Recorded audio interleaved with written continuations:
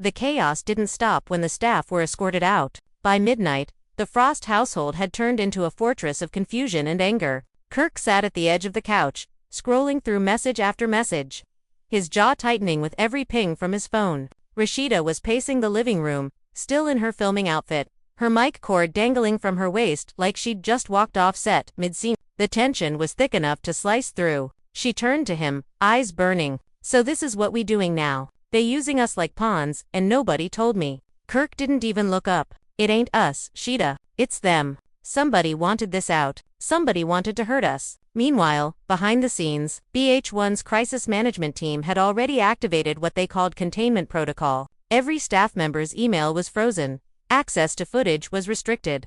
And VH1's legal department was on a 24-hour watch. Producers whispered that Mona Scott had ordered a full digital audit, demanding to know who accessed the Frost storyline files in the past week. What they found shocked everyone: one unauthorized login from an unregistered IP address based in Atlanta's outskirts. The account used belonged to an assistant producer who hadn't shown up for work in 3 days. Rumors spread faster than wildfire. Fans speculated that the leak was part of a deeper feud within production. Some claimed rival producers had grown tired of the Frost storyline dominating airtime. One insider told the Shade Room anonymously, "There's jealousy in the air. Kirk and Rasheeda pull numbers. Not everyone likes that, but others believed it was personal." Whispers hinted that someone close to the Frosts might have leaked it out of revenge. Rasheeda, still reeling, made a late-night call to her mother.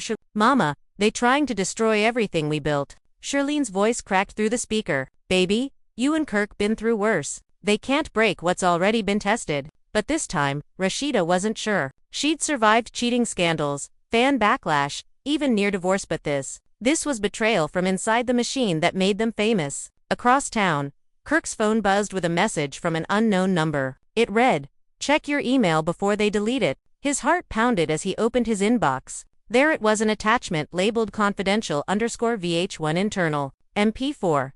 He hesitated, then clicked play. The footage showed a dimly lit editing suite. Voices echoed to producers discussing how to spice up the Frost storyline. One of them said, "If we leak just a piece, it'll explode online. We'll get the engagement boost before next season." Kirk's face went cold. "They set us up," he muttered, gripping his phone so hard his knuckles turned white. Rasheeda heard the audio from across the room. "Is that what I think it is?" she asked, her voice trembling. Kirk nodded slowly. "They planned the whole thing. This wasn't an accident." She sank into the couch, staring blankly at the floor. "So we gave them our truth, and they sold it back to us as a headline." The next morning, Atlanta gossip blogs were on fire. Every outlet had a different version of the story. Some said Kirk leaked it himself for publicity. Others claimed Rasheeda staged the outrage for a new spin-off. One headline read, "Love and Hip Hop's power couple caught in VH1 conspiracy, who's really behind the leak?" By noon, paparazzi were outside their boutique, pressing for statements. Rasheeda walked past them, sunglasses on, lips tight. "No comment," she said, her voice low but firm. Inside VH1 headquarters, executives held a tense emergency call. One of them slammed his fist on the table. "We can't afford another scandal like this. Advertisers are already threatening to pull out." Another replied, "We need to contain this before Mona decides to take it off air entirely." But Mona wasn't thinking about pulling the plug, she was thinking about accountability. She had built the love and hip-hop empire on chaos, but this chaos was different. It wasn't scripted, it was personal. By late afternoon, Mona requested a one-on-one with Kirk and Rasheeda. Cameras were banned, phones off, just pure confrontation. When they arrived, Mona greeted them with a look that mixed exhaustion and respect. "I know y'all mad," she began, "and you have every right to be. But let me be clear, this leak didn't come from me or my top team. Someone went rogue." Kirk crossed his arms. "Then why are people talking about spicing up our marriage for engagement?" Mona's tone hardened.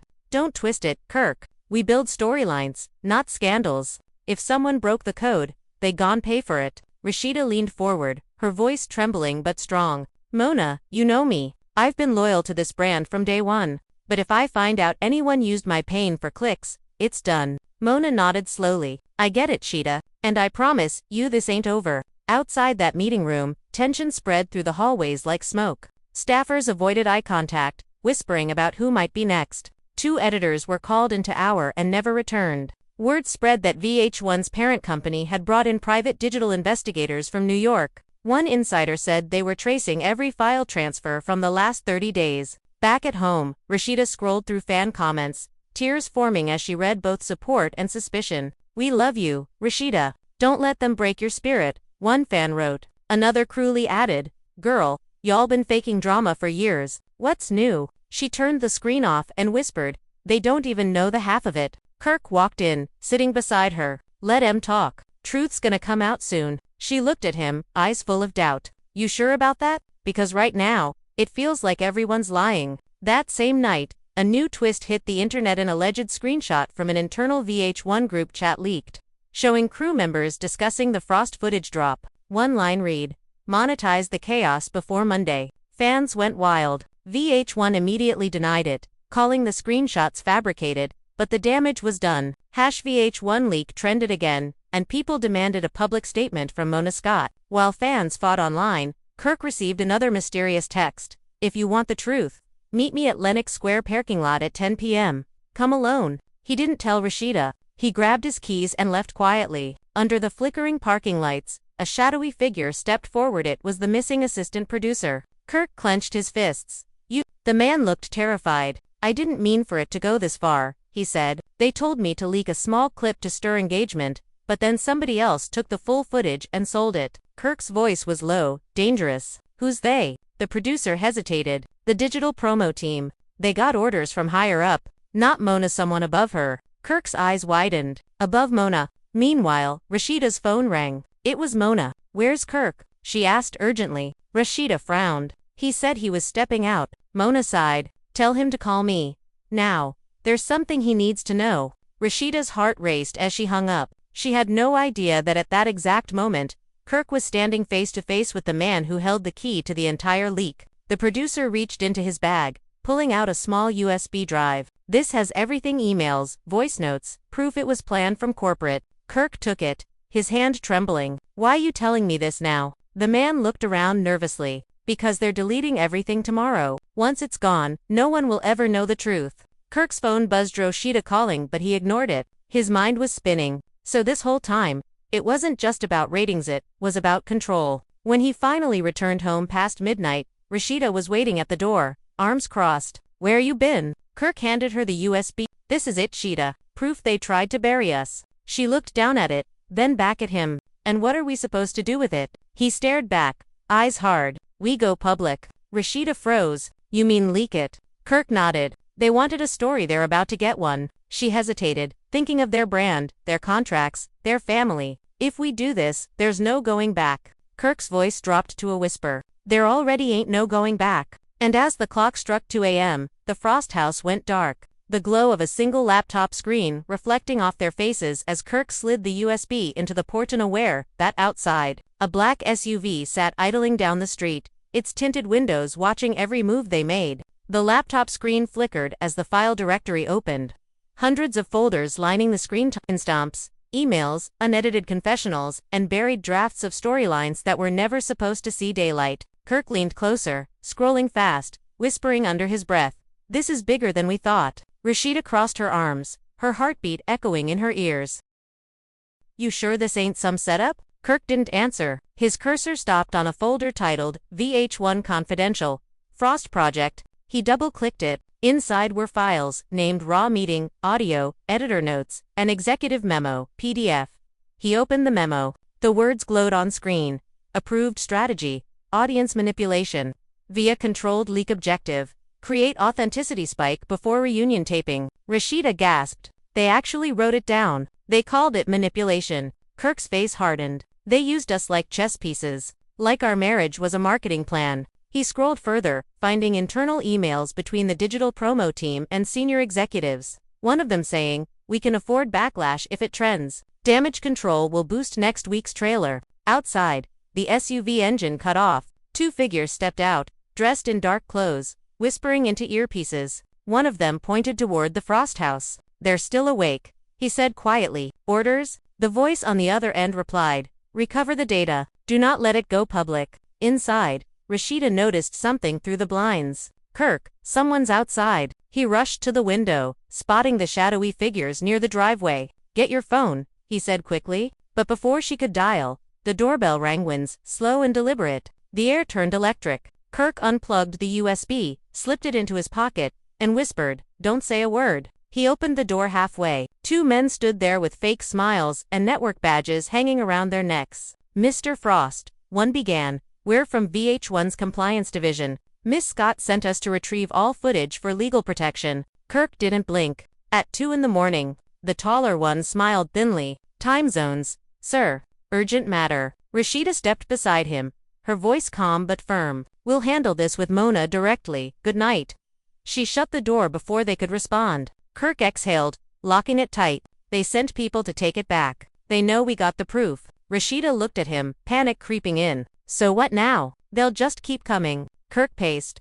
"No, we finish this on our terms." Meanwhile, across the city, Mona Scott sat in her hotel room, phone buzzing nonstop. Her assistant whispered, "Legals saying Kirk might have taken a copy of the footage." Mona rubbed her temples. "Of course he did. That man don't play." She picked up the phone and called an executive in New York. "Listen," she said sharply, "whoever authorized that strategy memo better start packing. If Kirk drops that footage online, we're not just losing a show, we're losing love in hip-hop Atlanta." Back at the Frost home, Kirk connected the USB to a backup drive. Rasheeda sat beside him, still trembling. "You realize what happens if this goes public? VH1 will blacklist us." Kirk shook his head. "They already did when they played with our name." He started copying files, the progress bar crawling across the screen. Suddenly, the power flickered, the lights dimmed, the laptop screen went black, then rebooted. "No, no, no," Rasheeda whispered. Kirk slammed the desk. "They hacked us." A faint tapping echoed on the back door.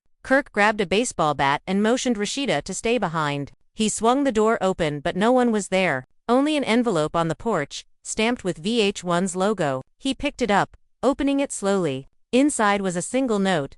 "Stop now. This is your final warning." Rasheeda's voice cracked. "They threatening us." Kirk threw the letter on the counter. "Nah. They scared." By morning, social media exploded again. A short clip from the unreleased footage leaked anonymously to an underground gossip page. It showed Kirk shouting at a producer, "You don't control my marriage, you control the edit." Within hours, it had 2 million views. Comments flooded in.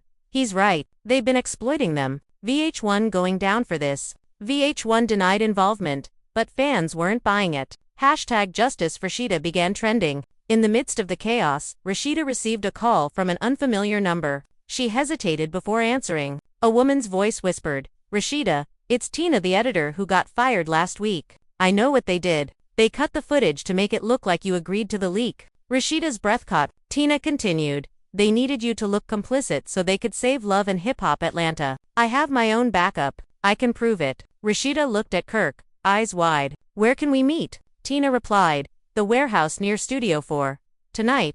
Then the line went dead. That evening, the Frosts drove to the deserted industrial lot. Rain poured hard, echoing against metal roofs. Tina appeared from the shadows, clutching a hard drive. "They fired me because I refused to delete the evidence," she said, handing it over. "There's a chain of emails showing this was ordered from the top. They used your pain to create drama spikes." Kirk took the drive carefully. "Thank you. You did the right thing." Tina looked terrified. "Be careful. They're watching everything. They got trackers on your car." Rasheeda froze. "What?" Tina nodded. "Check under the bumper." Just as she said it, headlights flashed across the lot. 2 black sedans pulled up, engines rumbling. Kirk grabbed Rasheeda's hand.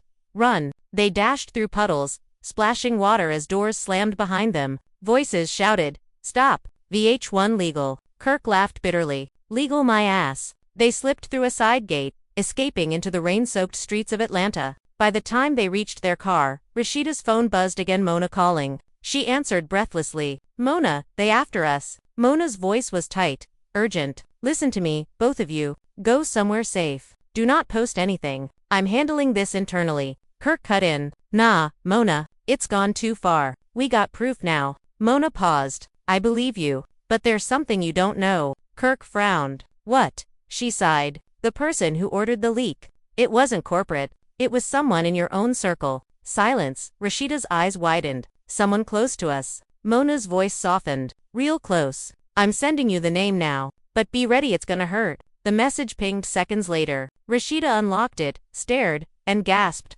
Her lips trembled as she whispered the name. Kirk's face went blank. "No, it can't be. The name on the screen was Kelsey Frost, Kirk's own daughter. The world around them seemed to stop. Thunder rolled overhead as Rasheeda whispered, "Why would she do that?" Kirk's voice broke. "I don't know. But we're gonna find out." He gripped the steering wheel, fury simmering under his breath. Rasheeda looked out the window, tears streaking down her face. "She's family, Kirk. This is beyond betrayal." Kirk nodded slowly, his eyes dark. Family or not, she just started a storm she can't control. By dawn, Kirk's phone blew up again, messages from producers, fans, even other cast members. One from Scrappy Reed. "Bro, I heard about Kelsey. Tell me it ain't true." Another from Yandi, said Mona's losing her mind trying to save this show. But Kirk wasn't responding to anyone. He was already on his way to find his daughter. Meanwhile, at VH1 headquarters, panic spread. An emergency board call revealed that a rival network had caught wind of the internal chaos and was preparing a documentary. Exposed titled Reality TV, The Frost Deception. Executives feared lawsuits, advertisers fled, and staff whispered about mass resignations. The once mighty brand was cracking, and at its center were two people who refused to stay silent. Kirk and Rasheeda arrived at a small condo complex on the west side, where Kelsey lived. He knocked hard. She opened the door, eyes red, guilt written all over her face. "Dad, I was trying to protect you," she said before he could speak. "They told me if I didn't help, they'd cut you from Love and Hip Hop Atlanta. I thought leaking that clip would make them back off." Kirk stepped closer, voice low but trembling. "You sold us out to save me," she cried. "I didn't think it'd blow up like this. I swear." Rasheeda's voice cracked from behind him. "Baby, you should have come to us." Kelsey sobbed. "I tried, but they threatened me. They said they'd ruin Frost Bistro, shut down your stores." Kirk stared at her, heartbroken. "You could have told me. I would have handled it." She shook her head. "You don't get it, Dad. They had everything, contracts, footage, even private calls." As the family stood in silence, Kirk's phone buzzed again, an unknown number. One last message. "You think you've exposed us, but the game just began." The color drained from his face as he read it aloud. Rasheeda looked at him in disbelief. "What does that mean?" Kirk exhaled slowly. "It means somebody higher up just declared war." And as the morning sun broke through the clouds, the Frosts stood together in that tiny apartment, unaware that their every move was already being monitored by the very people they thought they'd escaped. The morning light barely filtered through the blinds when Kirk's phone rang again, vibrating violently on the counter. He hesitated before answering. "Hello?" A distorted voice came through, calm but chilling. "You were warned, Mr. Frost. You should have walked away." Kirk froze. "Who is this?" The line crackled. "You've got something that doesn't belong to you. Return it, and maybe your brand survives the week." Then silence. Rasheeda looked at him, eyes wide with fear. "What did they say?" Kirk clenched his jaw. "They said we were warned." As he hung up, his phone pinged again, a new email with a subject line that read "Final Offer." Inside was a message from an encrypted sender. "Transfer all copies of the leak material to VH1 Legal within 24 hours or face breach of contract litigation."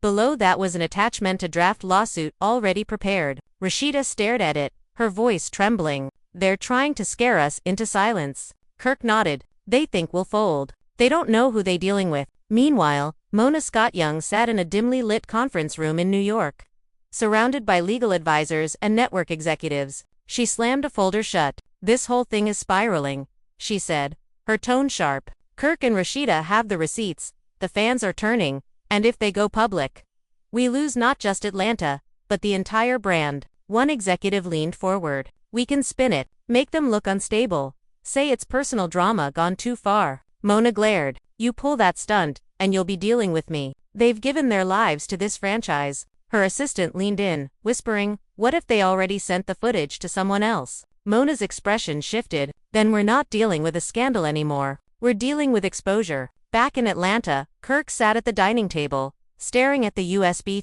"If we post this," he said slowly, "it's over for them." Rasheeda frowned. "And maybe for us too." Kirk leaned back, thinking, "Unless we control the narrative first." Rasheeda tilted her head. "How?" He looked at her with that familiar spark of strategy in his eyes. "We tell our own story, we leak it, but on our terms." Rasheeda hesitated. "You mean go live?" Kirk nodded. "Yeah, tonight.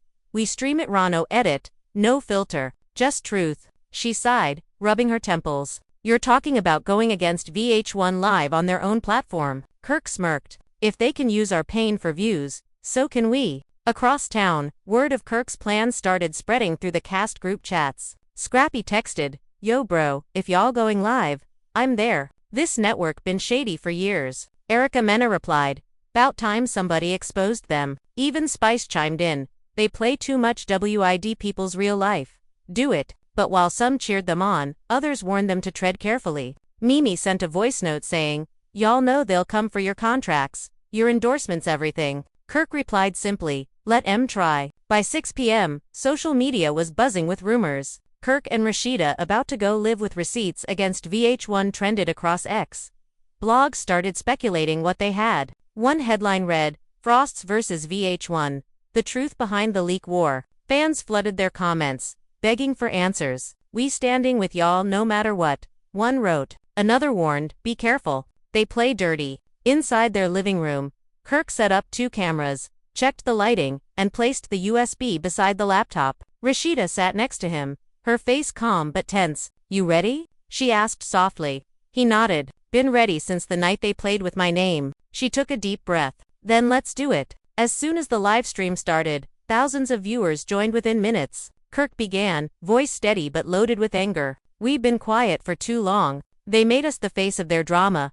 But tonight, we tell the real story." Rasheeda followed. "We gave love and hip-hop our lives, our marriage, our mistakes, our truth. And they used it to manipulate you." She clicked play on the first clip, the audio of producers plotting the leak. The chat exploded. "Yo, this crazy. They really planned it. Cancel VH1." Messages flooded faster than the comments could load. Midway through the stream, the feed suddenly glitched. The screen went black, then froze. Kirk hit refresh, but the connection dropped entirely. "They cutting us off," he said. Rasheeda's eyes widened. "They hacking the stream." Kirk grabbed his phone to go live directly on Instagram. Within seconds, tens of thousands joined. "They trying to shut us down," he told the audience. "But you can't silence the truth." Mona, watching from her office, slammed her desk. "They're live. How the hell did they get around the take?" Her assistant stammered, "Instagram's not under our legal jurisdiction." Mona cursed under her breath, then braced for impact. Kirk uploaded snippets of the leaked audio one after another.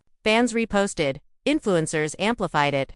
And soon, even mainstream outlets began reporting VH1 under fire for alleged staged manipulation. Within hours, sponsors started pulling ads. VH1 went into crisis mode. Statements were drafted, lawyers called, phones rang nonstop. But just as the Frosts began celebrating small victory, another shock hit. An anonymous account posted a new video clip, this one showing Kirk in a heated off-camera argument with a crew member. The caption read, "The Frosts aren't innocent either." The internet erupted. "So they playing victim. This whole thing staged." Rasheeda stared at the screen, heart sinking. "They fighting back." Kirk clenched his fists. "They trying to twist it." Within minutes, bloggers and gossip sites split the story in two, half believing Kirk and Rasheeda were victims, half accusing them of pulling a stunt for publicity. One outlet even suggested that the entire feud was secretly a viral marketing plan for a new spin-off. Rasheeda threw her phone on the couch. "They turning everything upside down." Kirk stood silent, staring at the wall. "They always do. That's what they good at, control the story till you look like the villain." As night fell, Kirk got another call, this time from Mona. "Kirk, listen," she said quietly. "You made your point, but they're about to come for you hard. I've seen the emails. They're setting you up for breach of contract. They'll sue you for every dollar." Kirk replied coldly, "Let 'em. I ain't backing down." Mona sighed. "I respect that, but you gotta play smarter now. There's something you haven't seen yet." Kirk frowned. "What's that?" She hesitated. "There's a file, a recording, one that proves everything you said and more. But it'll cost you." Kirk narrowed his eyes. "How much?" Mona whispered, "Not money. Trust." The line went silent. Kirk finally asked, "Where is it?" Mona replied, "Meet me at the studio tomorrow morning." No cameras, no phones. Before he could respond, she hung up. Rasheeda, listening from the couch, looked at him nervously. "You really gonna meet her after all this?" Kirk nodded. "She's the only one who's still got something to lose." That night, as they tried to rest, the storm outside matched the tension in their home. Thunder echoed, wind rattled the windows. Rasheeda whispered in the dark, "You think this will ever end?" Kirk replied softly, "Not till we take back control of our story." But just as he closed his eyes, a new alert flashed on his phone, a message from a private number, attached with a short video. The caption read, "You think Mona's helping you? Think again." Kirk clicked play. The video showed Mona in a private boardroom, saying, "If they don't cooperate, we'll release the footage ourselves." Kirk's blood ran cold. Rasheeda sat up. "What is it?" He turned the phone toward her, his voice trembling. "We just got played again." She covered her mouth. "So Mona's been working against us this whole time." Kirk nodded slowly. "She's been running both sides." As rain pounded the roof, the Frost family realized the war wasn't between them and VH1, anymore. It was between them and Mona Scott herself. And she wasn't about to lose. The war shifted into a new name, but the stakes felt the same. Instead of Kirk and Rasheeda, it was Kirk and Rasheeda, a couple whose lives VH1 had turned into a weekly ritual for millions. And where Mona once stood, there was Mona Scott, a titan in the reality world, commanding, polished, and terrifyingly pragmatic. When the couple realized Mona Scott might be playing both sides, the thing that had always made them famous turned into the thing that could ruin them. Kirk stared at the ceiling while Rasheeda slept fitfully beside him, the glow of their phones painting the bedroom in a sickly blue. "They're bigger than TV," he said finally, voice raw. "This is corporate. This is people with lawyers and power and pockets that never go empty." Rasheeda turned, rubbing her eyes. "Then we do what we always do. We fight, but smarter. We don't just throw receipts out there, we build an unbreakable narrative." Kirk nodded, but inside he felt the slow churn of doubt. How do you battle a machine that made you? The next morning, Rasheeda called a handful of people she trusted, not cast members, not publicists, real people who loved them before the lights. Aunt Veronica showed up at the boutique with 2 coffees and a look that said she'd been packing a bag to go to war. Before she even drank one sip, "You two don't need the circus," she said, handing them the coffee. "You need to take back what belongs to you, your story." Lena's hand shook as she sipped. "I need people to hear the truth without the filter," she whispered. "Not million clips, not 30-second headlines. The whole thing." Kirk made a quiet list. The people who could corroborate what they had. The editors who'd been pushed to cut for drama. The security tech who'd found traces of unauthorized transfers. The ex-producer who'd cried over ethics before they were sacked. The list felt dangerous in his palm, a map of allies and potential targets. But it was something. Mona Scott, from her high-rise office, watched the chatterboard and called in favors. She could see the spark of a counterattack forming, and for the first time she considered something she rarely permitted herself: vulnerability. If Kirk and Rasheeda exposed enough, Marla's network would face a reckoning that would cost more than ratings. In the meantime, the underground gossip channels kept churning. Anonymous posts hinted that the leaked footage was not the end but merely the first act. There were whispers of a second, darker archive.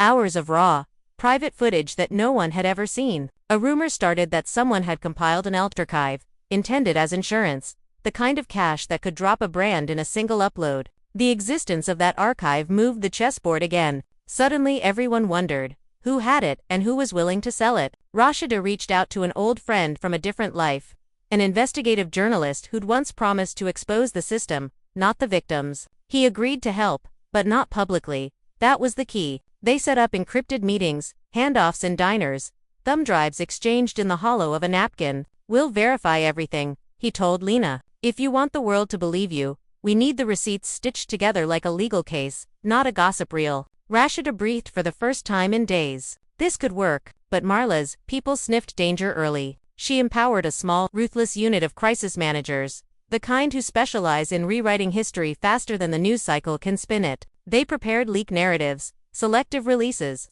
and controlled confessions. Small, damaging clips that painted Kirk as unstable, Rasheeda as complicit, and their daughter as misguided. The plan was simple: overshadow the truth with louder lies until the audience forgot which was which. It was a theater trick, old as scandal, and Mona Scott was a master puppeteer. The pressure reached a boiling point when a prominent sponsor sent a terse note: "Public optics must be addressed or ad contracts will vanish." Board members whispered of delaying the next season, of shelving reunion tapes until the fire cooled. Mona Scott slammed her palm on the table in a meeting and said one sentence that stopped the room cold: "We don't delay, we escalate." She wanted to own the narrative by creating a controlled spectacle so spectacular it would distract from the leak. She'd used this lie-before strategy before, and it worked until now. Desperation breeds strange alliances. Kirk tracked down a junior editor who'd been quietly furious about being forced to doctor confessionals. She'd kept copies. She'd kept a conscience.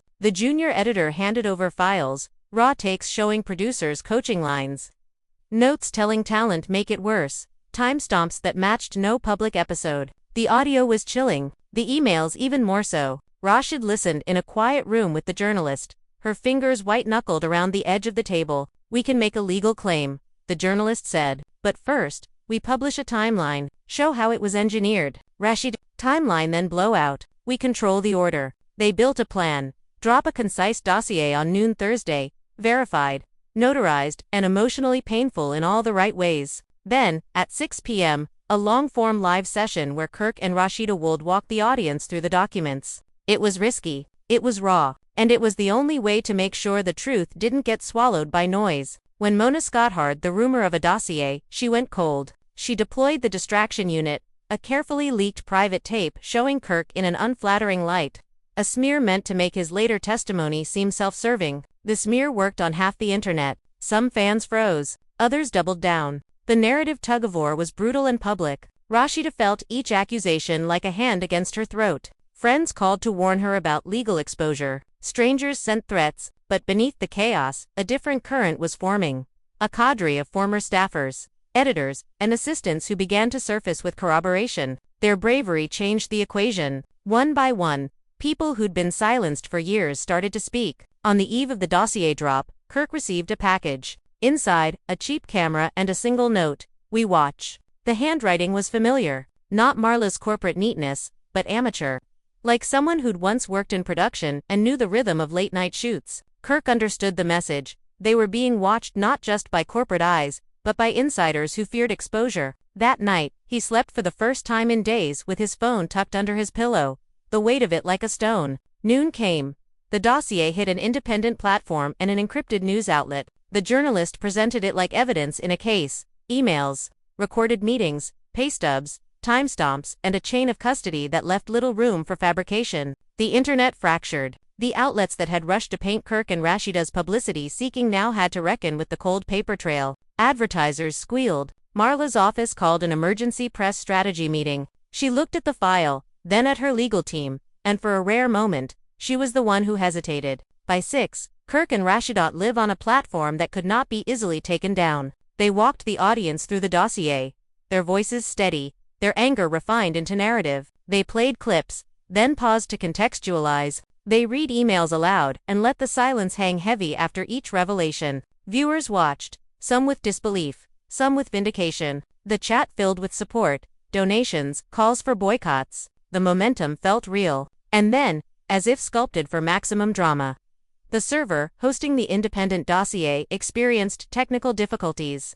An unexpected outage that sent the internet into a second panic. Fingers pointed to Marla's team. Denials flew. Conspiracy theories blossomed. Across the city, a lone figure in a cramped studio watched the feed, hands steady, and whispered, "Not today." She redoubled efforts to mirror the dossier on multiple platforms. Copies multiplied like seeds in wind. The more they tried to bury it, the more it resurfaced. Marla, sensing a loss of control, changed tactics. Instead of continuing to suppress, she offered an olive branch, a mediated sit-down, exclusive, with strict conditions. She framed it as an attempt to heal Love and Hip Hop Atlanta. Mona Scott was a strategist. Healing could be spun into a triumphant return. Many advisors told Kirk and Rasheeda, take it the stage would be theirs to control. But Rasheeda looked at Kirk and shook her head. We came this far to let her set the terms. They declined. The world watched as two titans of the medium refused the reconciliation that would have shut the story down. The standoff escalated into legal maneuvers.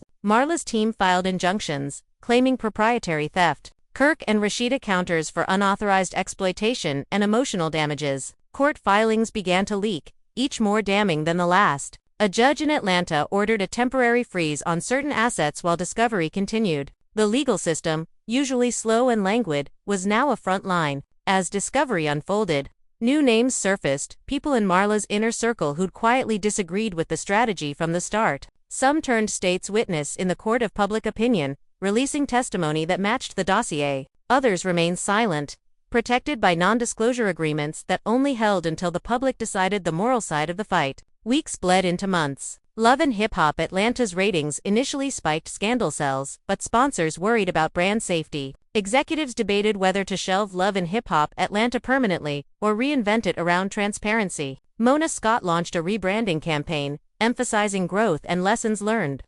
But the public's taste for authenticity had shifted. People wanted truth, not polished regret. Through it all, Kirk and Rasheeda stood in the middle of the storm, battered but not broken. Their relationship, tested as it was on cameras and headlines, found a new axis: defense of their family's integrity. Each new revelation became a brick in a larger wall they were building, a wall not to keep the world out, but to keep the truth in. And while VH1 scrambled, and while Mona Scott plotted counterattacks, a quieter revolution began behind the scenes.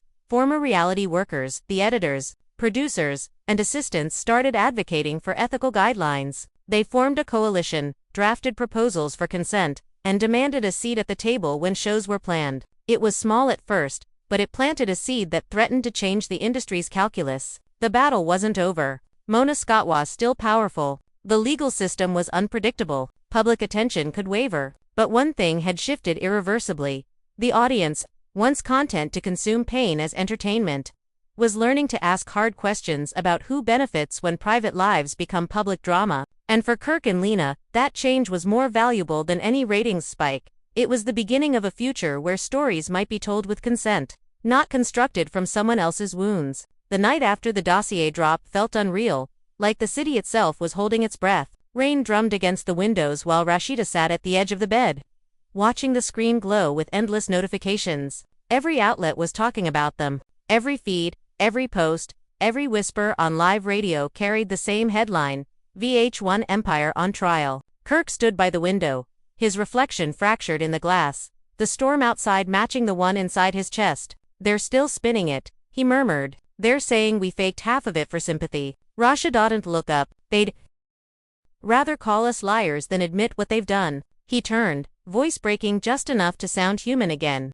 "They're not just after the story anymore. They're after us." She stood and walked toward him slowly, her hand brushing his arm. "Then we stand taller." Across town, Mona Scott's penthouse was lit only by the glow of half a dozen phones. Screens blinked, calls buzzed unanswered. Assistants hovered by the door too afraid to speak. Mona Scott stared at the news broadcast in silence, the camera capturing her carefully curated smile from an old interview, a ghost of control that was slipping away. She whispered to herself, "They think this ends me." Then, louder, "No, we reframe. We always reframe." She picked up her phone and dialed a private number. "Phase 2, she said. "Release the archive teaser." The voice on the other end hesitated. "Are you sure? It'll make everyone look dirty, even you. Especially me, Mona. That's the point. If I bleed, they bleed too. No one comes out clean." By morning, the world woke to a new leak: shaky behind-the-scenes footage showing the cast of another reality show arguing about pay, producers shouting off camera, even Mona Scott herself swearing at an assistant. It was chaos, deliberate chaos, and it worked. News anchors shifted focus from Kirk and Lena's fight for truth to the bigger picture scandal across the entire network brand. Headlines screamed reality empire implodes. The narrative had mutated again, the truth buried under 1,000 louder noises. Kirk watched it unfold with a kind of cold clarity. "She's burning her own house to smoke us out." Rasheeda closed her eyes, whispering, "And the public loves the fire." The next few days blurred together: lawyers, interviews, security checks, anonymous threats. People they once called friends vanished overnight, afraid to pick sides. The journalist who had helped them disappeared from the city without warning. His phone went straight to voicemail. His website went offline. Rasheeda stared at her inbox, reading the last email he sent before vanishing. "Trust only paper. They can erase screens, not ink." That night, Kirk printed everything. Hundreds of pages, contracts, memos, screenshots, transcripts, spreading across the floor like a paper ocean. Rasheeda joined him, helping tape pieces together in a timeline that filled the living room wall. It wasn't just evidence anymore. It was a story, raw and human. The late-night lamp flickered over their faces, painting them like two soldiers mapping a war they didn't start but refused to lose. Meanwhile, Mona Scott appeared on a late-night talk show, perfectly styled, her tone contrite but commanding. "Mistakes were made," she said smoothly, "but growth comes from conflict. We're rebuilding trust." The audience applauded on cue. The host leaned forward. "What about the Rasheeda?" Marla's smile never wavered. "They're family. Families fight. And families heal. I wish them peace." It was the performance of a lifetime. Social media split in half again. Some applauded her grace, others called it gaslighting in designer heels. But Mona Scott didn't care about opinions. She cared about control, and she was taking it back piece by piece. 2 days later, Kirk got an invitation, a handwritten letter sealed in black wax. No return address, just a time and location. Midnight, Studio 7. The abandoned soundstage where Season 1 had been filmed. Rasheeda wanted to burn it immediately. "This is bait," she said. Kirk stared at the letter, tracing the edges with his thumb.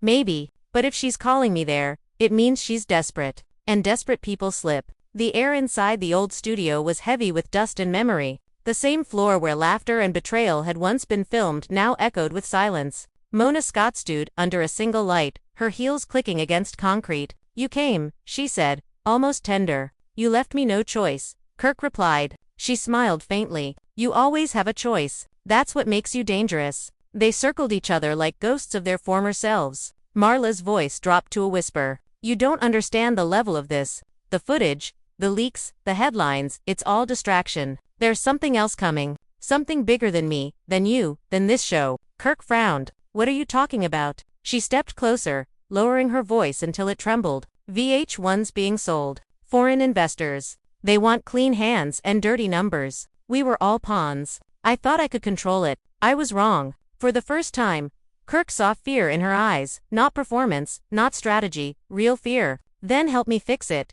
he said quietly. "Help me tell the truth before they erase everything." She hesitated, looking at him like a woman staring at her own reflection years too late. "Truth," she whispered. "That's the one thing they never let you keep." Before he could answer, the studio doors burst open, bright lights, security, flashing cameras. A swarm of reporters poured in, tipped off by an anonymous source. Marla's eyes widened. "They followed you." Kirk shook his head.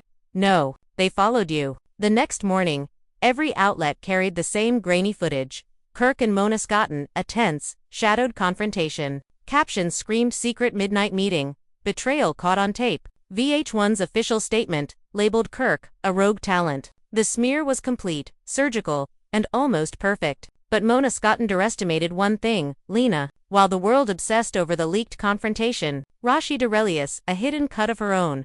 The full unedited conversation, filmed quietly from a second angle by a small camera Kirk had left recording on his wristwatch. The world saw everything. Marla's confession, the fear, the truth about the investors. Within hours, every media outlet reversed its story. The internet turned again, this time with fury that even Mona Scott couldn't reframe. VH1 began to crumble. Sponsors froze funding. Shareholders demanded resignations, and Mona Scott vanished from public view. No press releases, no interviews, just silence. In that silence, Kirk and Rasheeda finally exhaled. They had survived the story that was supposed to destroy them. But as they watched the city lights flicker from their balcony, Rasheeda whispered the question that hung heavier than victory. What if we just became the new version of them? What if our truth turns into someone else's content? Kirk looked at her, his voice quiet. Then we make sure the next story isn't built on someone's pain. The night stretched long, the storm easing into quiet. Somewhere, in the ruins of VH1 that once controlled their lives, new voices were rising, creators demanding transparency, audiences craving authenticity, and a generation learning that truth, once freed, has a life of its own. And for Kirk and Lena, that was enough to start again. And that's where the dust finally settled, or at least, that's what the headlines want you to believe. Because even now, deep inside VH1 vaults, whispers still echo about a missing drive. One final file that could rewrite everything we think we know about Kirk, Lena, and Mona Scott. Maybe it's gone forever. Maybe someone's still holding it, waiting for the perfect moment to drop another bomb. But for now, VH1 has fallen silent. And the couple who once lived under the lights are finally standing in their own truth. No cameras, no scripts, no producers, just reality, raw and unedited. Still, one question remains. Was this the end of the story, or just the calm before another storm? You tell us, what do you think really happened behind those studio doors? Do you believe the truth finally came out, or do you think there's more hiding under the surface? Drop your thoughts in the comments. We read every single one. And if you want to keep following the twists, the secrets, and the fallout from this explosive saga, make sure you hit that like button, share this video with someone who lives for the drama, and most importantly, tap subscribe and turn on all notifications, because in this world, nothing stays buried for long, and the next revelation might drop any minute. Stay tuned, stay curious, and remember, in the land of fame and fabrication, even the truth knows how to perform.